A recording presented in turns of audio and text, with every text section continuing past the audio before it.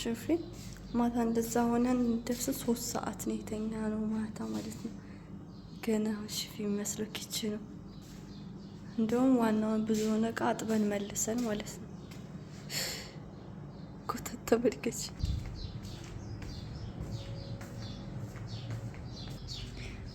ተመልከች ትናንትና ድብ ሲወልበት አሁን ሁሉም ለሽ ብለዋል ሀሳባቸውን ጥለው ማለት ነው።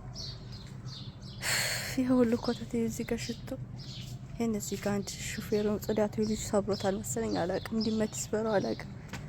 ይሄ በዚህ ነው ይሄ ተሸፍነው ነው በዚህ ነው ፎቶ ትላንትና ሲነሱበት የዋሉት በዚህ ካሜራ ነው። የቢዝነስ ላይ ልጅቱ ወላ አንድ ጽዳት ልጅ ሰው ያለ ሽማግሌ ስለሆነ አላውቅም። የምር አያጸዳውም እንዳለ ይሄ ለራሱ አሁን ማልበስ ነበረበት ልብስ ይሆናል ለሚለበስ ላይሎን ነገር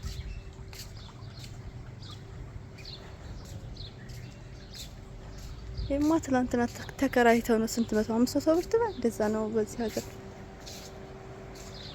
መጥቶ ነው። ብርጭቆውን እንኳን አላነሳውም። የምር 3 ተኩል ነው ምናምን ወደ ክላሳችን የገባ ነው። ጉልበታችን የመቆም ሁሉ አቃተን። በጣም ነው የደከመን። ልጅቱም እኔ ጧት 7 ሰዓት የተነሳሁኝ አንድ ቆምኩ 3 ሰዓት ድረስ አስበሽዋል። በጣም ከባድ ነው ወላሂ። እንደወይ ማይ ጅዞላ ላዚም ጾማቸው እነዚህ አይበቃላቸው አፈርት ብላ ሌላ ምንም አለም። ጾመኛ ላይ ደግሞ በጾም አለፈልፍም ይቅር ይበለኝ።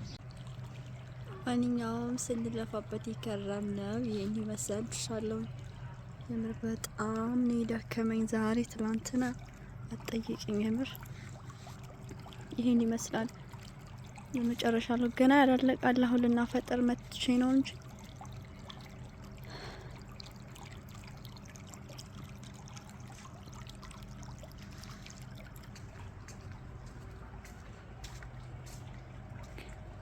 የቡፌ ምግቡ ይሄን ይመስላል። ለቃው ማለት ነው ገና ውስጡ ባዶ ነው። ታስ